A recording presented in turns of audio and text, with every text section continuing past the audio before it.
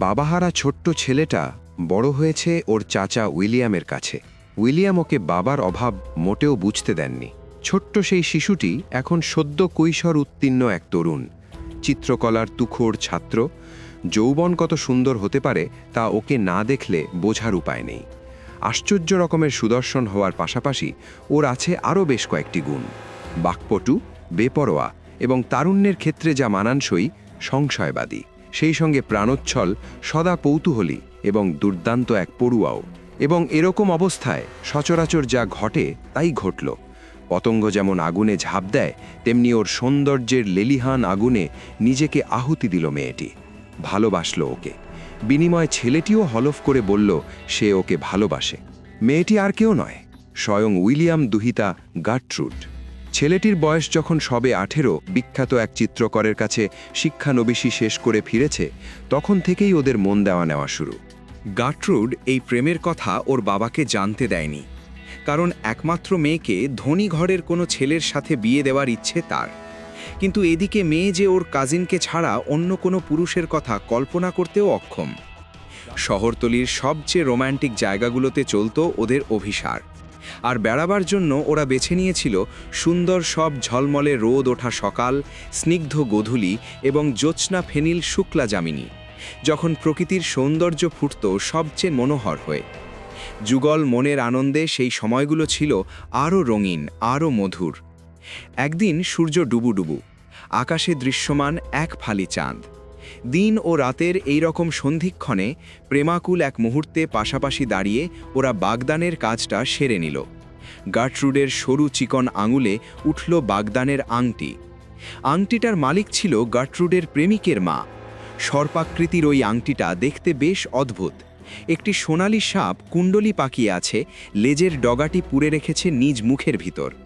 যে কোনো প্রেমিক যুগলের কাছে এটি হচ্ছে অনন্ত সম্পর্কের প্রতীক। বাগদান শেষে ওরা দুজন একে অপরের প্রতি আজীবন বিশ্বস্ত থাকার শপথ নিল। সুখে দুঃখে, দারিদ্র্যে ঐশ্বর্যে, যে কোনো অবস্থায় আমৃত্যু দুজন দুজনকে ভালোবাসবে, কাছে কাছে থাকবে। তরুণ প্রেমিকের কণ্ঠ প্রগাঢ় আবেগে ভেজা। বলল, মৃত্যুরও ক্ষমতা নেই আমাদের আলাদা করতে পারে। আমি মরে গেলেও আমার আত্মা ঠিকই কবর থেকে উঠে আসবে, ফিরে আসবে তোমার কাছে। আর যদি আমার আগে তুমি মারা যাও, নিষ্প্রাণ শীতল মাটির কি এমন মতা আছে আমার কাছ থেকে তোমাকে লুকিয়ে রাখে? যদি আমাকে সত্যি ভালোবাসো, ফিরে তুমি আসবে নির্ঘাত। তোমার সুন্দর দুটো হাত ঠিক এমনি করেই ভালোবেসে আমার গলা জড়িয়ে ধরবে। মেয়েটির গভীর নীল দ্যুতিময় পবিত্র চোখ দুটো ছেলেটির চোখে নিবদ্ধ। সরল মনের বিশ্বাস ফুটে উঠল ওর কণ্ঠে। কিন্তু মানুষ তো মৃত্যুর পর স্বর্গে চলে যায়, সেখানে গিয়ে তার আত্মা খুঁজে পায় পরম সুখ। এই দুঃখ ক্লেশ ভরা পৃথিবীতে কিছুতেই আর ফিরে আসে না সে। কেবল যে আত্মহত্যা করে তার জন্য স্বর্গের দরজা বন্ধ করে দেন। তার অতৃপ্ত আত্মা তখন জীবিত মানুষদের সাথে পৃথিবীতে ঘুরে বেড়ায়। 1 বছর পরের কথা। তরুণ আঁকে গেছে ইতালির ফোরেন্সে, জনৈনিক ধনী ব্যক্তির জন্য রাফায়েল, তিতিয়ান ও গুইডোর বিখ্যাত চিত্রকর্মগুলো নকল করতে। ইতোমধ্যে কয়েক সপ্তাহ অতিবাহিত হয়েছে, তারপর বেশ কিছু মাস। প্রথম দিকে প্রায় চিঠি লিখত তরুণ প্রেমিক। তারপর ধীরে ধীরে কমতে লাগলো চিঠির সংখ্যা। কমতে কমতে নেমে এলো শূন্যের কোঠায়। গার্ট্রুড ছেলেটির পক্ষে মনে মনে নানান কৈফিয়ত দাঁড় করাতে লাগলো।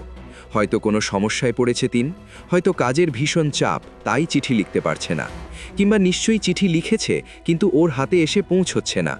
কতদিন ও ছুটে গেছে দূরের ছোট্ট ডাকঘরটিতে, যেখানকার ঠিকানায় ওর চিঠি আসার কথা। কতবার কত আশায় নেচে উঠেছে ওর মন এবং শেষে কেবলই হতাশ হয়েছে। কতবার হতাশায় নুইয়ে যেতে যেতে আবার নতুন আশায় বুক বেঁধেছে। এবার দৃশ্যপটে উদিত হলে এক ধনী পানি প্রার্থী। ওর বাবার অটল সিদ্ধান্ত, বিয়ে ওকে করতে হবে এবং তা যথাশীঘ্র। বিয়ের তারিখও ঠিক হয়ে গেল, 15 জুন। বিয়ের তারিখটি যেন ওর মাথার ভেতরে তীব্র ঘূর্ণি হয়ে ক্রমাগত ঘুরপাক খেতে লাগলো। মগজের মধ্যে জ্বালিয়ে দিল আগুন। শিরাগুলো সব দপদপ করতে লাগলো। ওর 2 কানের পর্দায় অসহ্য রকমের তীক্ষ্ণ হয়ে বাজতে লাগলো, 15 জুন, 15 জুন। কিছু সময় অবশ্য হাতে আছে এখনো। এখন মে মাসের মাঝামাঝি। এর মধ্যে ফ্লোরেন্সে ওর কাছে চিঠি পৌঁছানো যাবে। হ্যাঁ, চিঠি পেয়েও আসবে এখানে, ওকে নিয়ে যাবে দূরে কোথাও, বিয়ে করবে। বাবা কেন, গোটা পৃথিবী বিরুদ্ধে গেলেও দুজনকে আলাদা করতে পারবে না। কিন্তু সপ্তাহ মাস পেরিয়ে গেল, চিঠির জবাবে কেউ এসে হাজির হলো না। ফ্লোরেন্স থেকে কোনো সাড়া শব্দও পাওয়া গেল না। এবার সত্যিকার হতাশা গ্রাস করল ওকে। 14 জুন শেষবারের মতো ও ছোট্ট ডাকঘরটিতে গিয়ে হাজির হলো। শেষবারের মতো পুরনো সেই প্রশ্নটি জিজ্ঞেস করল এবং শেষবারের মতো শুনল বহুবার শোনা সেই পুরনো জবাবটি, না, কোনো চিঠি নেই। আগামীকাল ওর বিয়ের দিন, না বাবা ওর কোনো অনুরোধেই কান দেবে না, ওই ধনী পানিপ্রার্থী কানেও পৌঁছবে না ওর হৃদয়ের প্রার্থনা। ওরা একদিনও দেরি করবে না, 1 ঘন্টাও না। আজকের রাতটা কেবল ওর একার। ওর যা খুশি তাই করতে পারবে আজ রাতে।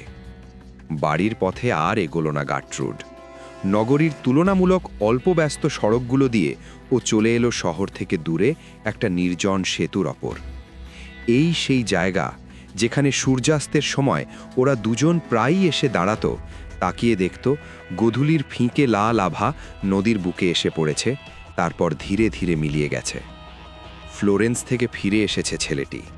গার্ট্রুডের চিঠিও পেয়েছিল ঠিকই, কিন্তু জবাব দেওয়ার প্রয়োজন মনে করেনি। চিঠির লেখাগুলো জায়গায় জায়গায় অশ্রুজলে ধোয়া, কোথাও বা অস্পষ্ট। হতাশা, অনুরোধ আর কাতর মিনতি ভরা সেই চিঠি। কিন্তু এতদিনে ওর প্রতি ছেলেটির পুরনো ভালোবাসা আর নেই। এক তরুণী ফ্লোরেন্টাইনের মোহে মজেছে ও। প্রায় ভুলে গেছে গার্ট্রুডকে। ওর বিয়ের জন্য ধনী ঘরের কোনো ছেলে যদি এসে থাকে তো মন্দ কি, বিয়ে করুক না, সেই তো ওর জন্য ভালো। আর এই বয়সে বিয়ে শাদী করে বউয়ের ঝামেলা সে পোহাতে যাবে কেন?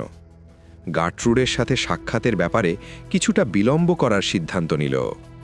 বিয়ের আনুষ্ঠানিকতা শেষ হলেই ও হাজির হবে আর নবপরিণীতা কনেকে অভিনন্দন জানাবে। অতএব জুনের 15 তারিখে সকালবেলা ও প্রবেশ করল ওর পুরনো পরিচিত শহরে। সেই সেতুর ওপর দিয়ে চলল যেখানে ওর গোপন বাগদত্তার সাথে কাটিয়েছে কটা গোলাপ গোধূলি প্রহর। সন্ধ্যা গড়িয়ে গেছে তখন রাতের দিকে।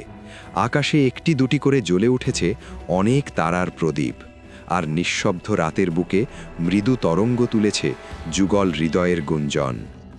সেতু পেরিয়ে এসে ও নামল জলের কিনারে। পোষা কুকুরটা হাঁটছে ওর পায়ে পায়ে। তামাকের ছোট্ট সাদা পাইপটা থেকে কুণ্ডলি পাকালো নীল ধোঁয়া মিলিয়ে যাচ্ছে সকালের পরিষ্কার তাজা বাতাসে। কোনো তাড়া নেই ওর। ছবি আঁকার খাতাটা ওর বগলের নিচে। চারপাশ নজর বোলাতে বোলাতে হঠাৎ থামল। খাতা খুলে মগ্ন হলো ছবি আঁকায়। জলের কিনারে কিছু নলখাড়া আর নুড়ি। নদীর অন্য পাড়ে একটি উঁচু পাহাড়, দূরে ডগা ছাটা উইলো গাছের সারি। আঁকা শেষ হলে ছবিটার দিকে মুক্ত চোখে কিছুক্ষণ তাকিয়ে থেকে খাতা বন্ধ করল সে। পাইপের ছাই ফেলে তামাক ভরতে ভরতে গুনগুনিয়ে গাইল একটা গানের কলি। তারপর ধোঁয়া টানতে টানতে ধীর পায়ে শুরু করল হাঁটা। হঠাৎ একটি দৃশ্য আবার নজর কাড়ল ওর। শবযাত্রা নয়, কারণ কোনো শব আনুযাত্রী উপস্থিত নেই ওখানে। অন্ত্যেষ্টি ক্রিয়া নয়, কিন্তু একটা সবাধারে পুরনো ক্যানভাসের কাপড়ে ঢাকা একটি মৃত দেহ বহন করে চলেছে দুজন বাহক, পরনে জেলেদের পোশাক। ও যেখানটায় দাঁড়িয়ে আছে সেই জায়গা থেকে 100 জাত দূরে নদী তীরে ওরা সবাধারটা নামিয়ে রাখল। সবাধারের সামনে দাঁড়িয়ে আছে একজন বাহক। দ্বিতীয়জন বসে পড়ল প্রথমজনের পায়ের কাছে। দৃশ্যটা মনে ধরেছে ওর। 2-3 কদম পিছিয়ে এসে জুৎসই একটা জায়গায় দাঁড়ালো। দ্রুত হাত চালিয়ে একটা স্কেচ তৈরি করতে শুরু করল। শববাহক দুজন নড়ে চড়ে ওঠার আগেই শেষ করে ফেলল আঁকার কাজ। শুনতে পেল ওরা কথা বলছে, যদিও বুঝতে পারল না ঠিক কি বলছে ওরা। এগিয়ে গিয়ে জিজ্ঞেস করল, কেউ মারা গেছে বুঝি? হ্যাঁ, ঢেউয়ের ধাক্কায় কিনারে এসে লাগলো ঘণ্টাখানেক আগে। পানিতে ডুবেছে? হ্যাঁ, অল্প বয়সী এক মেয়ে, খুব সুন্দরী। আত্মহত্যা যারা করে তারা সবসময় সুন্দরী হয়। ধীরে এবং নিচু স্বরে কথাগুলো বলল পেইন্টার। অলস ভঙ্গিতে ধোঁয়া টানতে টানতে নিশ্চুপ দাঁড়িয়ে রইল কিছুক্ষণ, ধ্যানস্থ মুখ। রুক্ষ ভারী ক্যানভাসের ভাঁজে ফুটে ওঠা মৃতদেহের ধারাল অবয়বটা নিরীক্ষণ করতে লাগল। আচ্ছা, মৃত মেয়েটির একটা ছবি আঁকলে কেমন হয়, বিশেষ করে মেয়েটি যখন এতই সুন্দর? জেলেদের রাজি করতে কিছু টাকা ধরিয়ে দিল ও ওদের হাতে। ভারী ভেজা রুক্ষ ক্যানভাসের কাপড়টা নিজ হাতে সরালো মৃতদেহের মুখের উপর থেকে। কি দেখল ও? সেই মুখ যা ওর কৈশোরের স্বপ্নের ভিতর ঝলমলিয়ে জেগে উঠেছিল, যে মুখ ওর চাচার ঘরটিতে একদা অফুরান আলো ছড়াত। মাত্র এক পলকের দৃষ্টি, একবার মাত্র দম নিয়েছিল ও, কিন্তু দম ফেলতে ভুলে গেল। সেই মুখ, অথচ কেমন নিষ্প্রাণ, শীতল আর নির্লিপ্ত। মর্মর প্রস্তর দুই বাহু, নিষ্পন্দ বুকের ওপর আড়াআড়ি রাখা নিশ্চল দুটি হাত, এবং বাঁ হাতের মধ্যমায় পড়া ওর মায়ের সেই আংটি, সেই সোনালি সর্প অঙ্গুরি, যে আংটি অন্ধ হয়ে গেলেও কেবল হাতের একটুখানি ছোঁয়ায় ওরকম হাজারটা আংটি থেকেও আলাদা করে নিতে পারবে।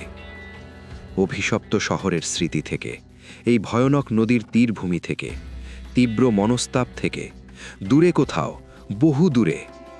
ভুলে যেতে হবে এই সব কিছু। আর অমনি পরিমরি করে সে দৌড়াতে শুরু করল, পাগলের মতো, অন্ধ বেগে। মাইলের পর মাইল সে দৌড়ালো অবিরাম, একটানা। মনে হলো মৃতদেহটাও ছুটছে ওর পাশাপাশি। মনে হলো ওর পা দুখানা একা জায়গাতেই থেমে আছে, কিছুতেই দূরে যেতে পারছে না। কত দীর্ঘ পথও পাড়ি দিল, কতক্ষণ দৌড়ালো জানা নেই ওর। যখন পোষা কুকুরটা হাঁপাতে হাঁপাতে শুয়ে পড়ল ওর পায়ের কাছে, তখনই কেবল উপলব্ধি করল কতখানি ক্লান্ত হয়েছে ও।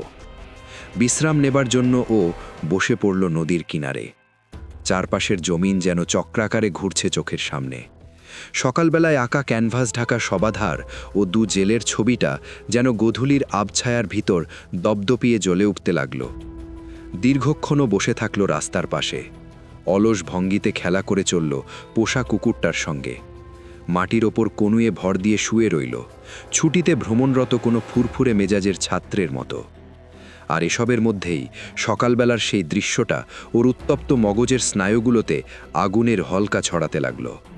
একসময় যাবতীয় তোলপাড়, উত্তেজনা আর সন্তাপ থিতিয়ে এলো ওর ভেতরে। গার্ট্রুডের আত্মহত্যার ঘটনাটা ভুলে গিয়ে মনোযোগ ফেরানোর চেষ্টা করল নিজের দিকে। অপ্রত্যাশিত ওই ঘটনাটা বাদ দিলে আর সব কিছুই তো ঠিকঠাক আছে। নিজের শক্তি ও ক্ষমতার ব্যাপারেও যথেষ্ট আত্মবিশ্বাসী, সেটাকে কোনো অজুহাতেই নষ্ট হতে দেবে না। ফ্লোরেন্সে থাকাকালীন যা আয় রোজগার করেছে তাতে এখনও ওর পকেট বেশ ভারী। নিজের ভাগ্যকে নিজের ইচ্ছায় চালিত করার ক্ষমতা আছে ওর। পৃথিবীর যেখানে খুশি ও সেখানেই যেতে পারে।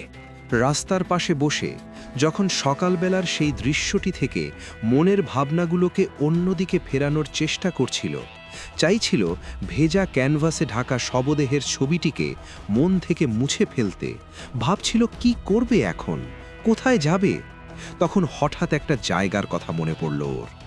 শীষ দিয়ে ডাকল পোষা কুকুরটিকে। ছুটন্ত একটা ঘোড়াগাড়ির চালককে থামিয়ে লাফিয়ে উঠল ভেতরে। গাড়ির মধ্যে বেশ কজন যাত্রী, ওরা খোশ গল্পে মত্ত। পুরো সন্ধ্যা, সমস্ত রাত ওর চোখে ঘুম এলো না, তবু মুখে কুলুপ এঁটেই রইল। কিন্তু পরদিন সকালে যখন অন্য যাত্রীরা একে অন্যের সঙ্গে আলাপ জমিয়ে তুলেছে, তখন সেও যোগ দিল ওদের সঙ্গে। বলল ছবি আঁকা ওর পেশা এবং কোলনে যাচ্ছে ম্যাটসিসের একটি বিখ্যাত ছবি নকল করতে। মনের গোপন ঝড়কে চাপা দেওয়ার চেষ্টায় ও কথা বলল স্বাভাবিকের চেয়ে বেশ উঁচু গ্রামে, হাসলও বেশ জোরে জোরে। এক গম্ভীর মুখ বুড়ো যাত্রীর কাছে ব্যাপারটা অসহ্য বোধ হওয়ায় তিনি ওর হাতের কাছের জানালাটা খুলে দিলেন। বললেন, কথা যদি বলো তো জানালার বাইরে মাথা রেখে বলো। খোলা জানালা পথে বাইরে তাকিয়ে সেই মুহূর্তে ওর মনে হলো রাস্তা সংলগ্ন জমি এবং দূরের সমতল মাঠগুলো যেন টলমল করে দুলছে। একটা হোটেলে পুরো 1.5 মাস থাকলো ও। ধীরে ধীরে মনের স্বাভাবিক অবস্থা ফিরে এলে পায়ে হেঁটে কোলনের উদ্দেশ্যে রওনা দিল। মেজাজটা ওর পুরোদমে ফুরফুরে হয়ে উঠেছে আবার। তামাকের সাদা পাইপটা থেকে আবারও কুণ্ডলি পাক খাওয়া ধোঁয়া উঠল সকালের শান্ত বাতাসে। ঠোঁটের ফাঁকে আবারও গুনগুনিয়ে উঠল পুরনো প্রিয় গানের কলি। ভ্রমণ পথে থেমে থেমে মগ্ন হাতে ছবি আঁকাও চলতে লাগলো আগের মতো। কোলনের প্রবেশপথে বিশাল গির্জার সামনে দাঁড়িয়ে আছে ও। পাশে আছে ওর পোষা কুকুরটি। গির্জার ঘড়িতে ঢং ঢং করে 11টা বাজল। পূর্ণ চাঁদের আলোয় রূপালী কাঠামোটাকে বেশ জমকালো আর মনোহর লাগল। তন্ময় হয়ে তার সৌন্দর্য লেহন করছে ওর চোখ দুটি। হঠাৎ ঠান্ডা শিরশিরে একটা অনুভূতি হলো ওর ঘাড়ের কাছে।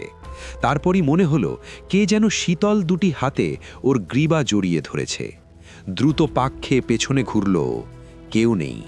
গ্রীবার ওপর ঠান্ডা হাতের স্পর্শ এখনও টের পাচ্ছে, কিন্তু কাউকে দেখা যাচ্ছে না। শীতল ওই আলিঙ্গন থেকে নিজেকে মুক্ত করার চেষ্টা করল ও।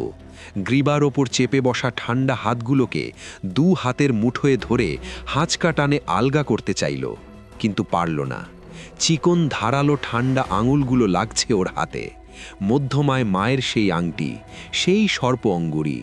ভয় পেয়ে চিৎকার করে ডাকল পোষা কুকুরটিকে, হে লিও, এখানে, এই যে ওপরে। সঙ্গে সঙ্গে লাফিয়ে উঠল কুকুরটা, কিন্তু পর মুহূর্তেই আবার তীক্ষ্ণ ভয়ার্ত এক আওয়াজ তুলে ছিটকে সরে গেল দূরে। করুণ সুরে গোঙাতে লাগল। কুকুরের চিৎকার শুনে খোলা জায়গায় বেরিয়ে এলো একজন প্রহরী। পলকে ঠান্ডা দুটো হাতও ওর গ্রীবা থেকে আলগা হয়ে গেল। হোটেল পর্যন্ত প্রহরীকে সঙ্গে নিতে ভুল করল না ও। কিছু টাকাও দিল তাকে। কৃতজ্ঞতাবশত ওর রোজগারের অর্ধেকটাই অবশ্য দিয়ে দিতে পারত। এরপর থেকে নতুন একটা আতঙ্ক তাড়া করে ফিরতে লাগলো ওকে। একা থাকা কিংবা একাকী কোথাও যাওয়ার চিন্তা বাদ দিল। গায়ে পড়ে অনেক মানুষের সাথে পরিচিত হলো। এজন্য এক ছাত্রের সঙ্গে ভাগাভাগি করে একই ঘরে থাকতে লাগলো। সঙ্গী ছাত্রটি যদি কখনো রুমে না থাকত, তবে দৌড়ে চলে আসতো রাস্তায়। ওর এই অদ্ভুত আচরণ দেখে লোকে ওকে পাগল ভাবতে শুরু করল। এক রাতে হোটেল ঘরে ওর সঙ্গী সেই ছাত্রটি নেই। বাইরে স্রেফ একটু হাঁটাহাঁটির উদ্দেশ্যে বেরিয়েছে এমন ভান করে ও রাস্তায় নামল, কিন্তু রাস্তা ছিল জনশূন্য। দ্বিতীয়বারের মতো সেই ঠান্ডা হাতের স্পর্শ অনুভব করল ঘাড়ের ওপর। আতঙ্কিত হয়ে কুকুরটিকে ডাকল। আগের মতোই ভয়ার্থ করুণ চিৎকার তুলে দূরে সরে গেল কুকুরটি। এরপর কলন ছাড়ল ও। এবার বাধ্য হয়েই পায়ে হেঁটে চলতে হচ্ছে, কারণ পকেট আর ভারী নয় আগের মতো। তবে রাস্তায় যথাসম্ভব মানুষের ভিড়ের মধ্যে থাকার চেষ্টা করল।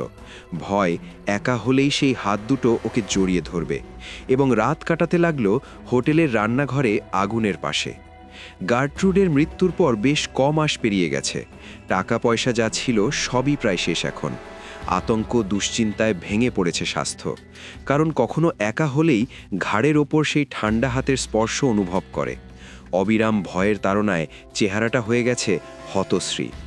ঠিক করল কার্নিভালের সময় প্যারিসে পৌঁছবে। সেখানে গেলে কখনো আর একা থাকতে হবে না। অদৃশ্য ঠান্ডা হাতের স্পর্শ আর অনুভব করবে না। ফিরে পাবে স্বাস্থ্য, মনের প্রফুল্ল ভাব। ছবি এঁকে আবারও আয় রোজগার করবে, সুনাম সুখ্যাতিও জুটবে। কিন্তু মনে হলো পথের দূরত্ব যেন কমতেই চাইল না। শরীর দুর্বল হয়ে পড়ল ক্রমশ। পা দুটো অবশ আর ভারী হয়ে এলো ওর। কিন্তু একসময় দীর্ঘ ক্লান্তিকর ভ্রমণের সমাপ্তি ঘটল। জীবনে এই প্রথমবারের মতো প্যারিসে পা রাখল ও। সেই প্যারিস, যে প্যারিস বহুদিন যার স্বপ্ন দেখেছে ও, যেখানে লক্ষ মানুষের কোলাহলের ভিতর ভূতপ্রেতের কোনো ঠাঁই নেই। উৎসবে মাতোয়ারা রাতের প্যারিস শহরটা নানা বর্ণের আলো, সঙ্গীত আর হুল্লোড়ে ভরা। চোখের সামনে ওই বিরামহীন আলোর নাচন, কর্ণবিদারী সঙ্গীতের অবিশ্রান্ত ধ্বনি তরঙ্গ, অগন্তি মানুষের চিৎকার, উল্লাস ও অন্তহীন আনন্দ গুঞ্জন। কিছুক্ষণের জন্য ওকে বিমূঢ় বিভল করে রাখল সবকিছু। অপেরা হাউসে মুখোশ এঁটে বল নাচ চলছে। নাচে অংশ নেবার জন্য টিকিট কেনা এবং গায়ের জীর্ণ পোশাকের উপর চাপানোর জন্য একটা ডোমিনো ভাড়া করার মতো যথেষ্ট অর্থ আছে ওর পকেটে। এভাবে প্যারিসে ঢোকার সঙ্গে সঙ্গে অপেরা হাউসের উদ্দাম আনন্দের স্রোতে গা ভাসিয়ে দিল ও। আর অন্ধকার নয়, একাকিত্ব নয়, চারদিকে মত্ত জনতার আনন্দ, নৃত্য, হুল্লোড়, এবং তার মাঝে বাহুলগ্না এক তরুণীর মদির সান্নিধ্য, উষ্ণ নিঃশ্বাস। মনের হালকা ভাবটা ফিরে এসেছে আবার। ভঙ্গিতে, কথনে, চিৎকারে তার ছলকে ওঠা উচ্ছ্বাস।